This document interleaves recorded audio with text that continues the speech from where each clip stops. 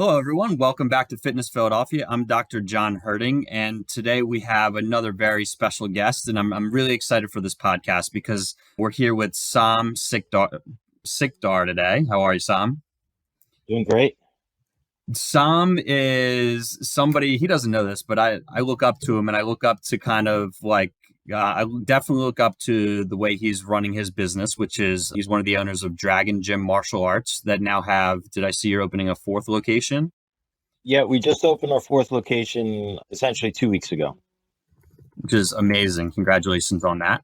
And they're out in the Chester County area. So they have locations in Exton, they have Phoenixville, you have Malvern, and We call it Mainline. It's in Berwyn. perfect.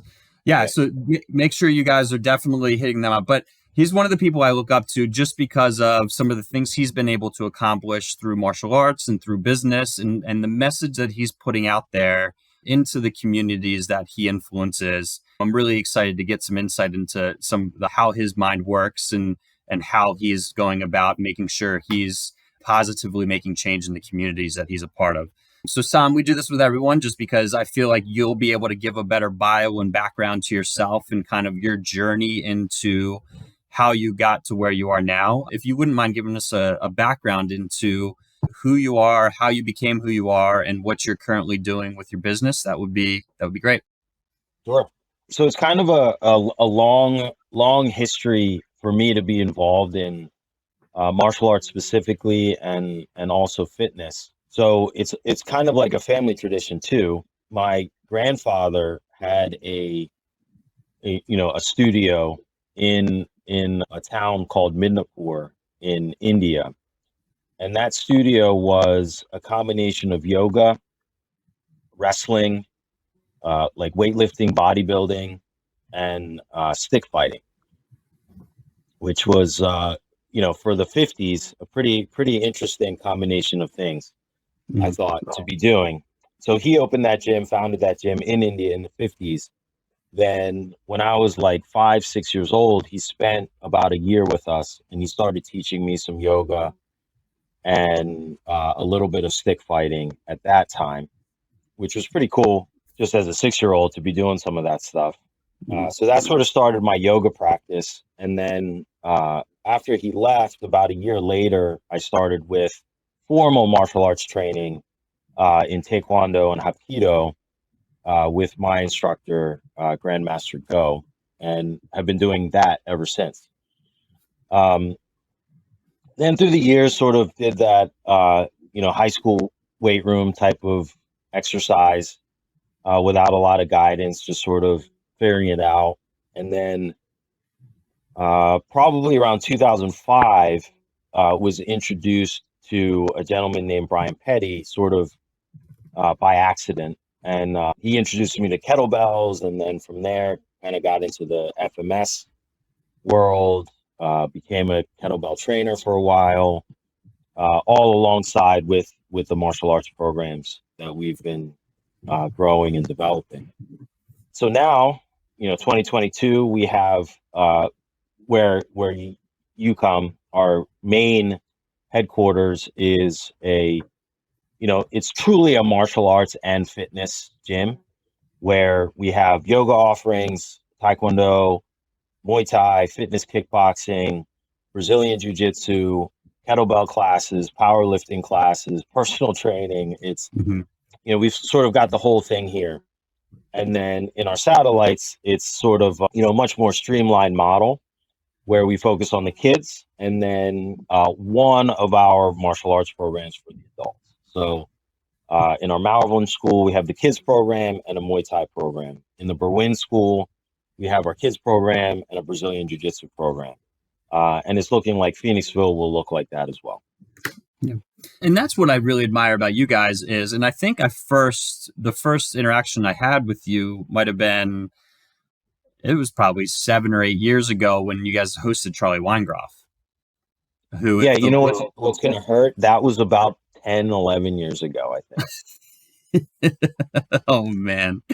But anyway, like for those of you that are listening, Charlie is a physical therapist who is a strength and conditioning, high performance based physical therapist who works with high performing athletes. and Sam and his gym had hosted him.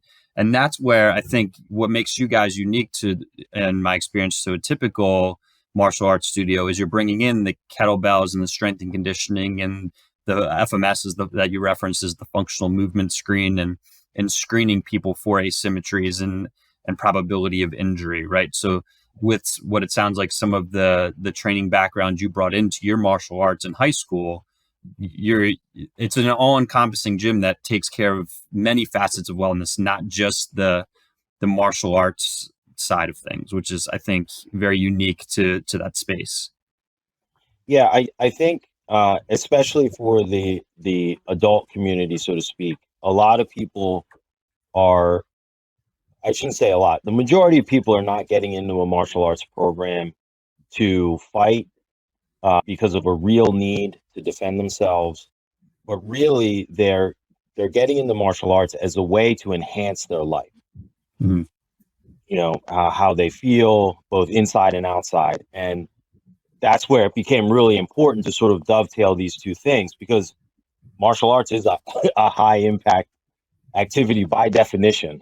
Mm-hmm. So we really found the need that, wow, like our students are training really hard and they're very dedicated, but the same sort of things keep appearing. And that, you know, that's still true today, but we, at least now we have a better way of, like you said, screening for that, getting ahead of that, and then also reacting to that when it does happen. Right, because I think you see this with most sports. The only way you can continue to progress and succeed and reach whatever level of performance you want is to make sure you stay healthy. That's right. Right. So making sure that you have the things in place to screen appropriately, but then inevitably, as no matter how hard you try, an injury is going to happen if you're someone that's training regularly or participating in sport regularly. So even being able to have the strategies to help take care of that injury, either within in-house or with a referral network, but then even figuring out, having the knowledge with some of the things you've gotten into to be able to help the person maybe even train through the injury, where it's, hey, you know what, maybe you're dealing with this shoulder thing, but we can still practice these techniques, train this way while you're working through the injury process. And then you're not losing any of the training progress that you've made. Yeah. Yeah. And I think that's great.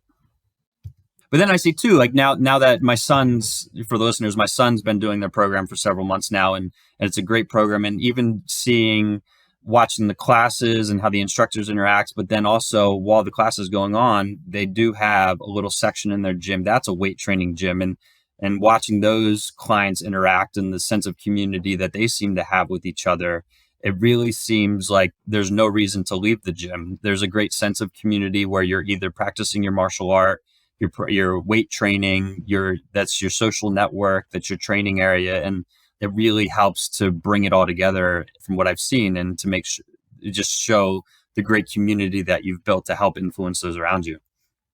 Yeah, I think sort of the analogy we use a lot is, you have to hide the pill in the meat.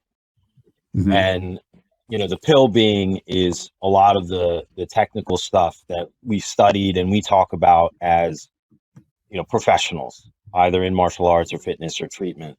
And the user, the client, the student, so to speak, doesn't necessarily, like, they appreciate that and they need that, but at the same time, you have to hide the pill in the meat. So there has to be something juicy for them to bite into to continue with the analogy. And the most important thing is doing the right things consistently and over time. So we need mechanisms in place to keep people coming back. And you talk about that idea of community. And part of our language with developing community is we want to be third place, which sounds weird. Like, what does that mean? So first place is usually home or work. Second place is usually home or work, depending on your work-life balance. I don't know what's number one and what's number two. Yep. So we want to be in third place, right? You go home, you go to work, and you come to Dragon Gym. That's our goal. Yeah, and I think that's great, and you've done a great job with that, because even you guys a couple weeks ago had like a Nerf ninja night for the kids, right? Mhm. And Carter was sad he couldn't make it, and then now upcoming he's pumped for your nunchuck ninja night, Yeah. right? So Yeah. it's almost like These are great. Like the kids come on a Friday night and uh they do something cool, whether it's the nunchucks or the Nerf or dodgeball, Mhm. and they have a great time. They're with us for a couple hours on a Friday night, maybe mom and dad in a couple minutes to themselves. Yeah. You know, Well, if I may, describing that ninja nunchuck night, it's 3 hours. It's cheaper than a babysitter. They're getting dinner, and he's pumped about it. He's pumped. He's going to get a free set of nunchucks. He's going to get to do the karate that he's so pumped about. And I think it's a great, you know, opportunity for the kids to come and hang and give the parents some space to, get away as well. yeah, absolutely. Yeah, so appreciate that. So what you said, you have both children and adult classes. Mhm. What are some of the tenets that you guys promote as your, say maybe if Carter's the customer avatar right now, a 7-year-old and kids starting the classes young, what are some of the tenets that you're trying to promote in your students to create like positive reinforcement and lifelong kind of solid citizens in the community, and then carry that up through even, if someone like me were to start in a jujitsu program, what are some of the tenets that you guys carry through on your programs? Yeah. So first and foremost, we have these things called the Dragon Gym precepts. I'm going to pull them up real quick, but they're based on sort of three ideas. Like one, your health comes first. Without uh, good health, then you won't be able to do anything in your life. You won't be able to, take care of yourself, but you also won't be able to take care of others. You won't be able to be happy, Mhm. and you won't be able to be successful. So as a very basic sort of mission with the children is we want to help them to be happy, healthy, and successful. Mhm. That's the big thing. And then we boil that down into this idea that being a great parent, if you will, it's hard. You have kids, I have kids. Anybody that has kids has sort of experienced that where, it didn't come with an instruction manual and you know, when you have that first kid, you just don't know what to expect and what to do. Mhm. So that we say, being a great parent is hard. Dragon Gym can help. And that's Mhm. we just want to be a guide, an assistant for the parent. So these Dragon Gym precepts, I'll just go through them one by one, and these apply to our kids and our adult students, right? So number one, be a person all can trust, for my word is my bond. So everything starts with that sort of idea of integrity, that we're going to be honest with ourselves and with others. The second is to develop a strong mind and a positive perception of yourself. So it starts with the mind before the body can be developed. Mhm. The third is, now we get to the body. Build a body able to withstand any threat. And the idea there is not just, a threat, meaning somebody's trying to punch me in the face, right? What are the threats that we're dealing with that are especially relevant right now, right? Is ailments, illness, uh, contagious disease, right? Mhm. And we know, we've always known this, I think, but it's become hyper aware that what we eat, how we exercise, our lifestyle, how we maintain certain metrics of health will make a difference in our ability to fight off disease. Uh, you know, like I said, the obvious one is the physical threats. We are a martial arts school. We do want people to learn, certain aspects of physical self-defense. And then the last one, still in this idea of being able to withstand any threat, I think there's a lot of attacks on our psyche, so to speak, now. Mhm. I think a lot of that is driven by media slash social media. Mhm. It's part of where we all exist now. We're on Facebook, we're on Instagram. When my kids go to school, they're on the internet. it's not totally in our control. Part of what they do is, it's integrated into the life. So I think, we need to have a strong mind, have a healthy lifestyle, that we can, be prepared for that new threat, so to speak. Number 4, have zero tolerance for those who violate others. So 1, 2, and 3 are all about building ourselves up, mentally and physically and psychologically. And then, what do we do with that? With that strength, so to speak, that we've developed, now becomes our responsibility to look out for others, which I think is super important. And then finally,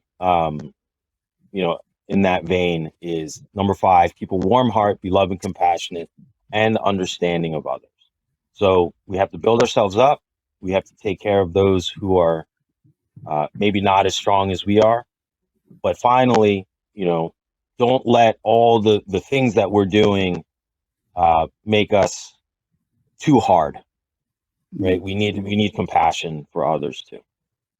Yeah, and I like how you like the compassion and empathy seems to be solid tenets of that, and absolutely I agree with you 100% with everything that's going on in the world. Like being strong mentally, I think the physical will come, and the physical is almost easier because there you know what to do, you know how to be, if as long as you're consistent and like you can physically get to where you want to be. But I think the mental part is the hardest part for a lot of people, and because sometimes you have to go deep within inside yourself, you have to do some hard work. But I like how you're instilling that early in the kids because, so many of the behaviors as they're growing up through their teenage years and into their adult years are almost learned behaviors that if you create these strong minds early on, then they can deal with some of the, the things that they're going to be challenged with as they hit the awkward adolescent years and then moving up into the adult ages. Absolutely.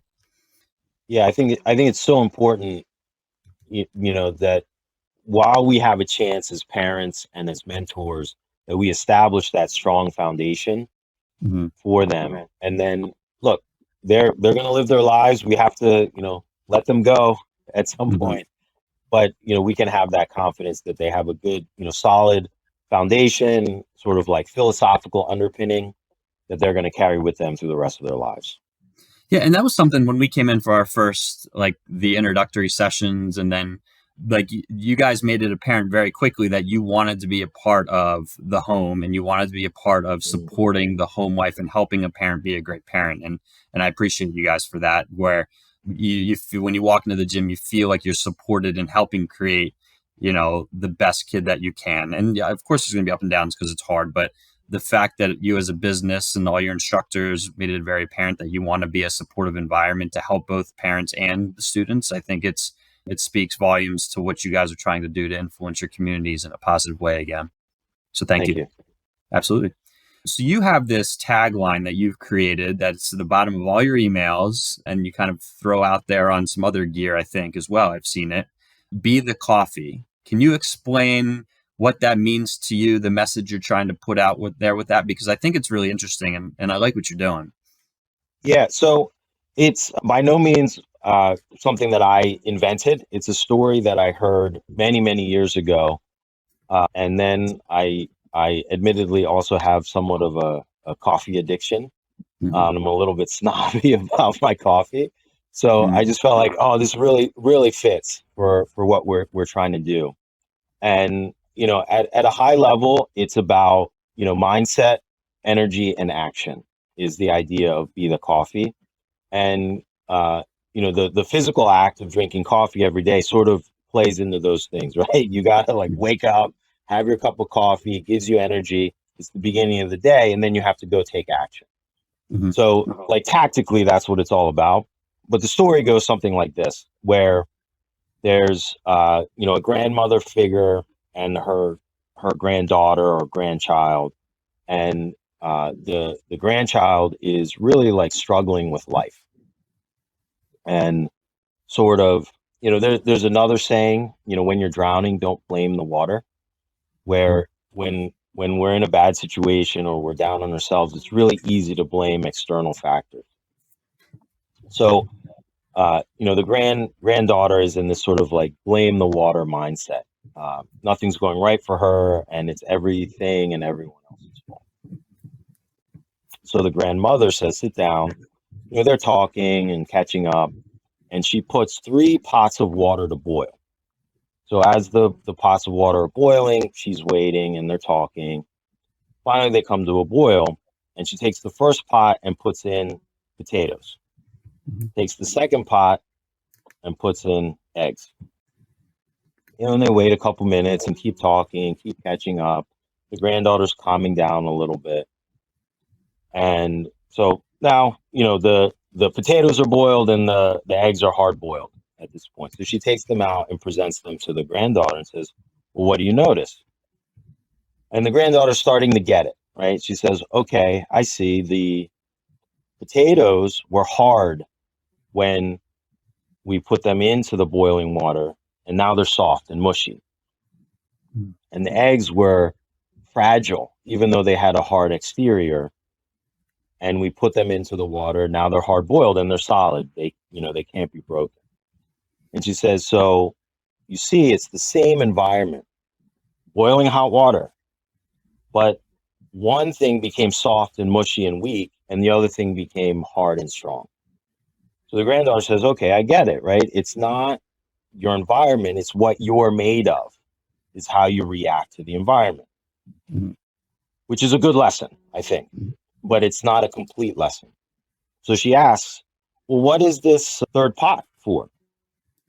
And then the grandmother goes to the cupboard and gets out the coffee, grinds the coffee, and puts it in the water. And they wait till the coffee brews. And the granddaughter says, well, now I don't get it, right? Coffee grounds are still the coffee grounds. They're, what's the difference? And the grandmother says, well, here's the difference. The boiling water made the potatoes soft and weak. The boiling water made the eggs hard. And if you overboil them, a little sulfuric, right? But the coffee changed the water to coffee. The water didn't change the coffee. So that's the idea of be the coffee. Whereas we want to be the thing that it's not just that we're molded by our environment in a positive way, but we are the thing that changes the essence of the environment itself. The coffee changed the boiling water, the coffee bean changed the boiling water to coffee. And that coffee provides this thing for the user, for the drinker, that helps their mindset, gives them energy, and enables them to take action throughout the day. So this is the idea of be the coffee. And we want to sort of, if I can summarize that in half a sentence, be the coffee is be that thing that exerts a positive influence on your environment, gives other people a good mindset, gives them energy, helps them take action. And then they too can become the coffee. And then it just keeps going and going and going. I love it. I love now the story behind that. I need a shirt with that on it or something. Yeah, we have them around here somewhere. That's a great story. And I think you're right. Like with so much stuff that's going on in the world, it's if you can go in and be the best part of someone's day, like that's used all the time in our world. Like you want to treat your 8 p.m. client like you treated your 5 a.m. client, and you're the best. You have to be the best part of their day because you might be the best part of their day because they've spent, who knows what their home life is, who knows what they have going on, internally, psychologically, whatever. And if you can be that positive influence in their life for the hour that they're spending with you in class, you have no idea the impact and ripple effect that can have down the chain. So I think that's a great message and a great story to go along with it. Yeah. Excellent. So you seem that you have this very positive, demeanor, like you're very comfortable with yourself. What have been some of the biggest influence in your life to help you kind of get to the headspace and the space that you're in now? Do you have an influence or two that you're willing to share, or a couple books that you found very helpful in kind of helping you to get to where you are? Yeah, I mean, there's so many things, like so many people, especially that I owe credit to. I think I'm just very grateful. I feel very lucky to have met some of these people. Grandmaster Goh, obviously. Another one of my mentors is a gentleman named David Freeze, Brian Petty, of course. In terms of professionally and personally, those three people have really influenced me quite a bit. One of my favorite books is called The Slight Edge by Jeff Olson. And gosh, I don't know how long ago I read that book, but I just felt like it completely aligns with my philosophy of just like steady and incremental progress, being, as disciplined as we can, eliminating distractions, reducing decision fatigue, all of that stuff. 100%. And Jocko Willing talks about that, like discipline equals freedom as well, is just sort of, trying to be as disciplined as I can to open up space to do the things that I love, spend the time with my family. There's been hard times, growing this business and leaving another career and all that stuff. But, I'm just super grateful of what I get to do. I have a very cool job, and, it's fed me and my family for the last several years now. And it's great. Yeah. Yeah. And that concept of discipline equals freedom is an interesting one, because absolutely, when I find myself being more disciplined, I have more free time to spend with family, and it definitely ebbs and flows. Though, like we saw today, we had to reschedule and then push this back a little bit just because the day started to get away. But and people have to be okay with ebbs and flows. Like sometimes there are going to be spaces in your life where you're going to be able to be more disciplined, and there's going to be other times when it might seem a little more chaotic. But if you can always bring it back to center and get back to the disciplined space, I think you will find that you'll have more freedom to do what you really want to do, and you won't feel like you're just meandering through life without any real direction. I think that's an important lesson for people to, and it's hard to do sometimes. So like sometimes, like I've had mentors map out every single, half hour block of your day. And that's absolutely hard to do, but it definitely makes a difference when you do it and you stick to it.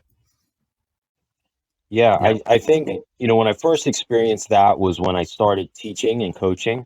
And, so you have an hour class to teach, and, there might be 20, 30 people in the class. And you're like, all right, I got this. And you do everything that you thought you were going to do. And then there's like, there's 30 minutes left. I got to fill. Yeah. And then the next time you get through a quarter of everything that you're trying to do, and the hour's up. And then I, went back to like really exactly what you're saying, like mapping out almost minute by minute how I would teach a 60-minute class. And now, 20 some years later of teaching, I don't need to plan a class. I have the freedom to go walk in, survey the room, and know exactly what to do. But that was only enabled because of all the practice and planning that I have done over the last, decade of teaching. Yeah, absolutely. Absolutely. So what's your main, let's backtrack a little bit, and what's been your main motivation to, be teaching for the last 20 years and then parlay that into the business that you now have and leaving another career? Like what's been the main motivation for you to kind of take this path? Yeah. So, a couple things. One, something that I started from childhood, and it's just always been a love and a passion, this idea of martial arts and what it can do for the individual. And then as, I got into my professional career, I worked as an electrical engineer for a couple years in corporate America, and sort of climbed that ladder a little bit, and then, made sense to exit there. And, for the longest time, people always ask me like, well, when are you going to go back to work? I'm like, this is my job. What do you mean go back to work? But fundamentally, what we do is, I felt, gave me a lot closer connection to making an impact on others. So like I used to design microchips, and eventually that microchip was probably going to go into server that the FAA uses, and they're going to make sure planes don't crash. Like, that's pretty cool. Yeah. But it's so far away that you don't really see the significance and impact of what you do. But then, working my day job and coming here and teaching, 2, 3, 4 hours every night, and like immediately seeing the impact with kids and adults. I remember one of my adult students, he's probably I was probably like early 20s, 10 years older than me.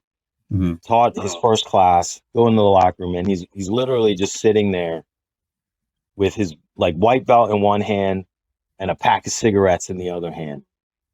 And he's like, I gotta quit, don't I? I was like, yeah, you do. And he quit Yeah. smoking that day. So Right. like, I mean, little stuff like that, but that's really what motivates me and drives me is that like personal impact that you can make on someone's life through Mm-hmm. martial arts as a vehicle. And then that drives our mission with the business. I can only teach so many people myself. Yeah. So I have to develop students and develop them into instructors. I can only teach so many people in Exton. Yeah. Yeah. So I And gotta I think expand. that's why so many of us get into these careers, right? Whether it's these helping professions, and I think you probably have a million stories like that because you've been in business for 20 plus years, or you've been in martial arts instructor for so long. You probably have all those, especially as you're seeing people come up through the ranks, reach black belt level, start teaching, achieve great things in competition. Like I think some of those things are more meaningful to me than any of the accomplishments I've ever done. Is seeing someone's life change completely because of direction that you were able to provide them. Yeah, I mean that really really is it. I wouldn't say it's more than you've ever done. I'm sure the I'm not the that help accomplished. the help you've given people is Yeah. quite significant. Yeah. So what's next for you guys? You guys have just opened, or what's next for you personally or as the business, however you want to approach that topic, but you just opened this new location. What's next for you? Yeah, so one thing that I like about my life, so to speak, is there isn't this wall between personal and business, Mm-hmm. because it's so intertwined what we do and like what drives us, and like I enjoy work. So my personal goals and professional goals are often aligned. So what's next for us? We have some plans to open a couple more locations, Mm-hmm. in the next couple years, and then in parallel with that, we do some. I hate to use the word coaching. I think it's thrown out a lot, but we do some like coaching consulting type of work Mm-hmm. for people with that are in the Muay Thai niche of martial arts gyms. And we found that really enjoyable to just sort of stick in a narrow niche for the consulting. So, we've been doing that for a little bit. That's a lot of fun to sort of help people even outside of our, direct to Dragon Gym universe, Mm-hmm. fulfill their mission and grow their schools and make an impact in their communities. So those are the two big things for us. I love it. Good. Continue to expand your reach with the right ideals. It's great. So we end each of these episodes with a final 5 questions, and they're rapid fire questions to give people a little bit more insight into who you are, Sam, just as a person. Are you ready? I'm ready.